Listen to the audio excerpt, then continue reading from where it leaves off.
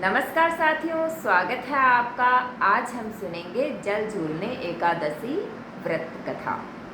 जल झूलने एकादशी को अलग अलग स्थानों पर अलग अलग नाम से जाना जाता है। जल झूलने एकादशी भी कहते हैं इसे, कई जगहों पर परिवर्तनी एकादशी भी कहते हैं, कहीं पर ढोल ग्यारस भी कहते हैं, लेकिन इनका अलग अलग नामों के साथ में कुछ रीजन भी है।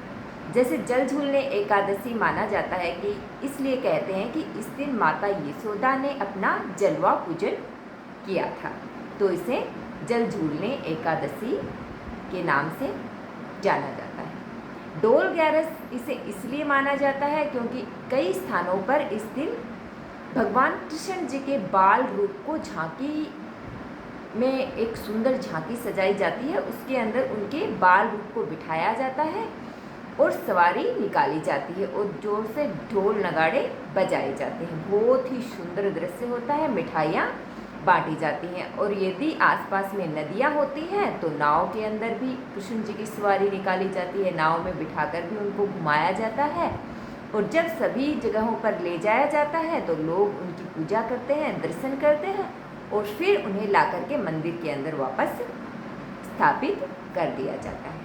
कहीं कहीं इस दिन जो है भगवान विष्णु और माता लक्ष्मी जी को भी झांकी के अंदर बिठाकर उनकी भी सवारी निकाली जाती है। अलग अलग जगहों पर अलग अलग होता है। परिवर्तनी एकादशी के पीछे भी रीजन बताया जाता है कि इस दिन भगवान विष्णु ने करवट बदली थी, काफ़ी दिनों से सो रहे थे और माना जाता है कि इस दिन करवट बदलते हैं, तो इसे परिवर्तनी एकादशी के नाम से भी जाना जाता है। अब कथा सुनते हैं।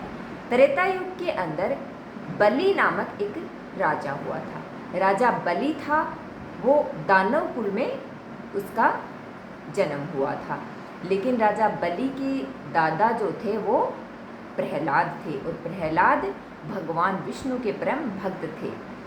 तो राजा बलि जो था वो राक्षस कुल का था, इसलिए उसमें अहंकार था, लेकिन उसके दादा के गुण भी उसके अंदर थे, तो वो दानवीर भी था। राजा बलि था वो बहुत बड़ा दानवीर था, अपनी दानवीरता के नाम से वो जाना जाता था।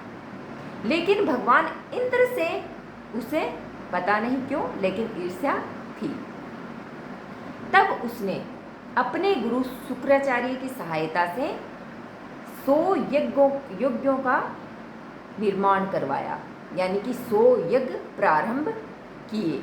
जब राजा बलि के 99 यज्ञ पूरे हो गए तब भगवान इंद्र जो है वो सभी देवताओं को लेकर भगवान विष्णु जी के पास में उनके बैकुंठ धाम पहुँचे और वहाँ जाकर उनसे प्रार्थना की, यदि भगवान राजा बलि ने यदि 100 यज्ञ पूरे कर लिए तो उन्हें हराना या मारना बहुत मुश्किल हो जाएगा। जब उन्होंने देवता गणों को मुश्किल में देखा तब भगवान विष्णु ने बटुक रूप धारण किया, एक छोटे कद वाले ब्राह्मण का रूप धारण करके वो राजा बलि के पास उनके आश्रम में पहुंचते हैं और उनसे दान देने के लिए कहते हैं। लेकिन भगवान विष्णु जो है बटुक अवतार के अंदर राजा बलि से कहते हैं कि दान देने से पहले तुम परण करो, कि वचन बद्ध कर दिया, मतलब वचन भरवा लिए उनसे कि मैं जो मांगूंगा वो तुम दोगे। इस पर राजा बलि वचन लेने के लिए तैयार हो जाता है। तभी वहाँ पर उनके गुरु शुक्राचार्य आ जाते हैं और वो उन्हें चेताते हैं, आगाह करते हैं कि तुम ये प्रण मत लो, वचन मत देना, तुम अपना 100वां यज्ञ प्रारंभ करो।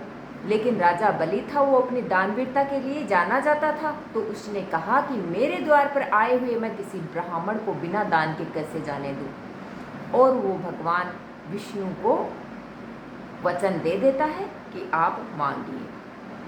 अब भगवान विष्णु जो है वो उनसे दान में राजा बलि से 3 पग भूमि मांगते हैं। अब राजा बलि है वो उन्हें 3 पग भूमि देने का वचन दे देते हैं।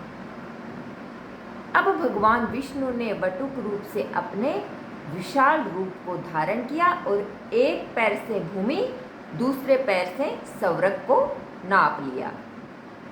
अब भगवान विष्णु ने राजा बलि की सारी संपत्ति, भूमि, सब कुछ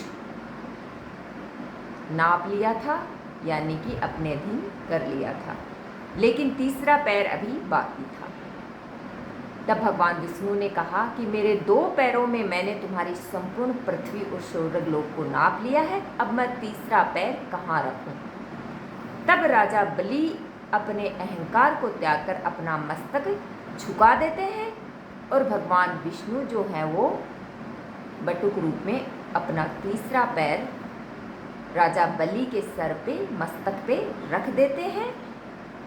वो राजा बलि की दानवीरता से बहुत प्रसन्न होते हैं और राजा बलि को आशीर्वाद देते हैं कि भविष्य में तुम्हें इंद्रलोक प्रदान किया जाएगा, और तब वो अपना पैर रख के उन्हें पाताल लोक भेज देते हैं और स्वर्ग लोक इंद्र भगवान को सौंप करके वापस श्री हरि में समा जाते हैं। तो ये है एकादशी व्रत की भगवान विष्णु के बटुक अवतार की कथा, और इस दिन भगवान विष्णु के वामन रूप की पूजा भी की जाती है।